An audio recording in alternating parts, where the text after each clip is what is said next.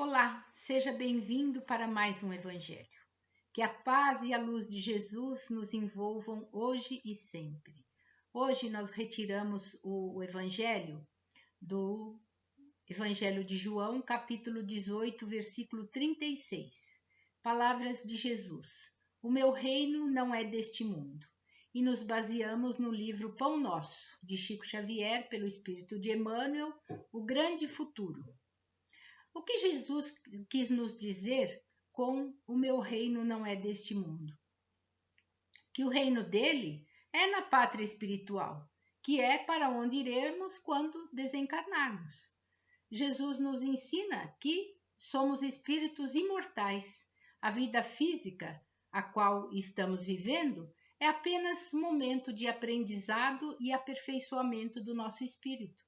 Jesus veio a este mundo com a finalidade de dar, conforme ele mesmo disse, o testemunho da verdade, ou seja, orientar a humanidade sobre as leis de Deus, possibilitando-lhe o esclarecimento necessário ao progresso espiritual.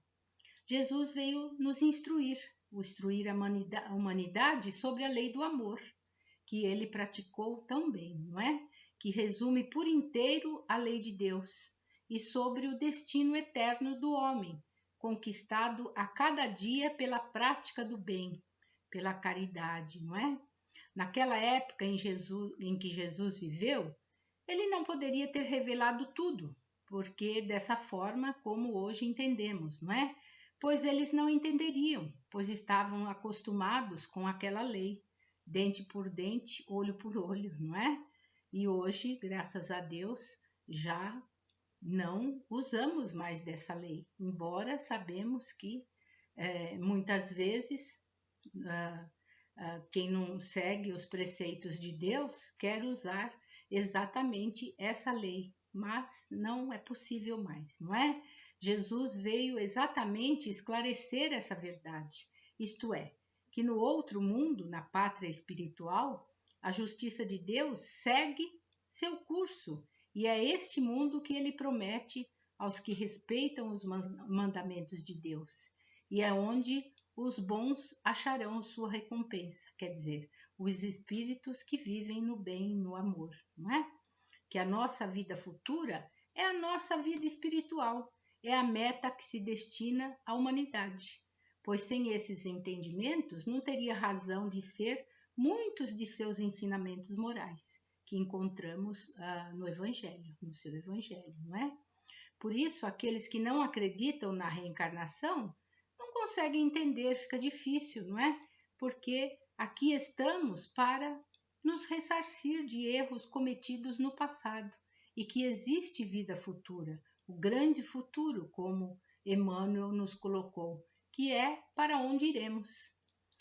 O Espiritismo veio esclarecer melhor a vida futura, porque ele nos mostra, através da compreensão da verdade, que já estamos mais maduros para isso, né? Então, ele nos explica o porquê da existência de homens felizes e de homens infelizes. Qual é a razão disso tudo, não é? E o Espiritismo nos explica muito bem todos esses fatos, não é? Ajuda-nos a entender a expressão vida futura, uma vida que transcende o limite da existência material e que ela continua além da morte do corpo físico, que é vida espiritual, que pela prática constante do bem e do amor, da caridade, ela continua por toda a eternidade. Nós deixamos apenas o nosso corpo físico aqui, o nosso espírito segue para a pátria espiritual e continua a evoluir, até ter uma nova oportunidade de reencarnar novamente. O grande ensinamento que Jesus nos traz nessa passagem é a certeza da vida futura, o nosso futuro espiritual, que começa a cada dia que acordamos pela prática da caridade, do estudo e da prece, orientado pelo Evangelho de Jesus. Quanto mais observamos as leis, a obra e as leis de Deus e estudamos o Evangelho, mais percebemos como Deus protege o inocente e corrige o faltoso com o mesmo amor, a mesma caridade e a mesma bondade. Através das reencarnações de cada vida, nos dá a cada um segundo seus esforços nas aquisições das virtudes, no aprimoramento próprio, e isso sem castigo nenhum, mas dando a todos nós a oportunidade de nos corrigir. Que Deus maravilhoso nós temos, não é? O socorro divino, ele vem. Basta nos conectarmos com Deus, com Jesus, através do quê? Da prece, da oração, não é? E falando em prece, em oração, nós lembramos de uma história que Jesus contou a um dos seus seguidores quando haviam interrogado o mestre, dizendo: Mestre, como Deus responde ao homem suas preces e rogativas? E Jesus, para fazê-lo entender melhor, conta uma história e encerra essa história dizendo: O Pai ouve sempre nossas rogativas, mas é preciso que tenhamos entendimento para compreender a resposta e procurar aproveitá-las, tirando de nossas experiências o melhor aprendizado. Porque todas as experiências que vivemos nos servem para quê? Para aprendermos com tudo isso, não é? E aí retiramos lá do livro Ideias e Ilustrações, de Chico Xavier. Esse livro é ditado por diversos espíritos, mas nessa lição 7, a qual nós retiramos, quem assina é Neio Lúcio, um caso que é um grande exemplo da proteção de Deus a favor de um homem de bem, e que acontece com todos nós também. E a lição intitula-se Do Socorro Divino, a Resposta Celeste. Então conta-nos que um velho missionário andava de aldeia em aldeia para levar o evangelho com muito amor e muita dedicação aos que moravam distantes. Ele seguia pela estrada fora com o seu cão amigo. Um cão sempre lhe acompanhava.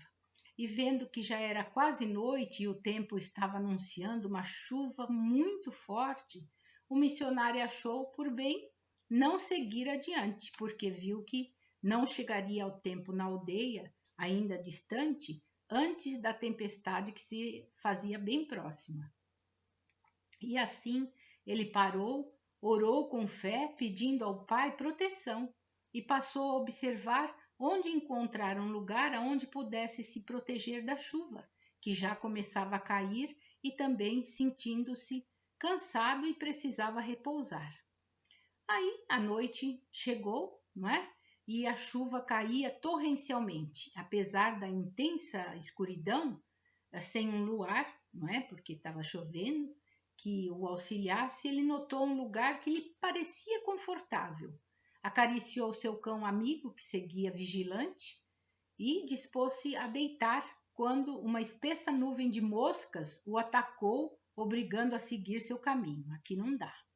Mais adiante, avistou o volumoso riacho e, num trecho do caminho, avistou uma ponte que lhe oferecia uma passagem. Então, pelo clarão do relâmpago, avistou logo além da ponte que lhe parecia terra firme. Ele falou: então vou por ali. O santo missionário, puxando com carinho seu cão, disse: vamos, companheiro, e já ia atravessar quando o grandioso estalo se fez ouvir e a velha ponte veio abaixo, desligando-se das bases e espatifou-se no riacho. Agora sem meios para atravessar resignadamente, mas confiante na proteção de Deus, seguiu seu caminho margeando o rio. Mais adiante encontrou uma grande árvore com fartos ramos e pensou: bom, aqui vou poder me agasalhar, porque os trovões já anunciavam ainda grande tempestade, e ali o tronco aberto em curva ia lhe oferecer um abrigo. Quando se dispunha a se acomodar no tronco, a ventania soprou com mais força, derrubando a grande árvore.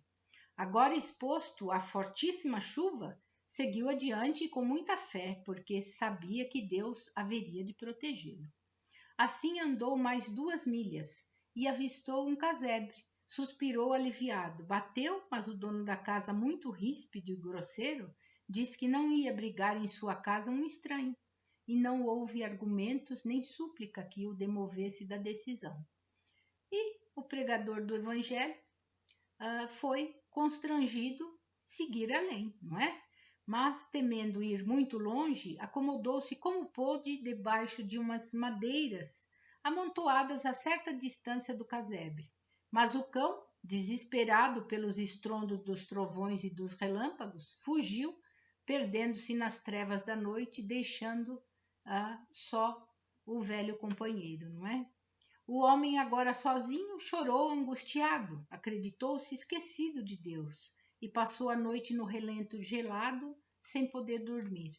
A madrugada já ia alta quando viu gritos e palavrões, mas com o barulho da chuva e ventos fortes não pôde precisar de onde vinham aqueles gritos. Só lhe restava esperar o alvorecer.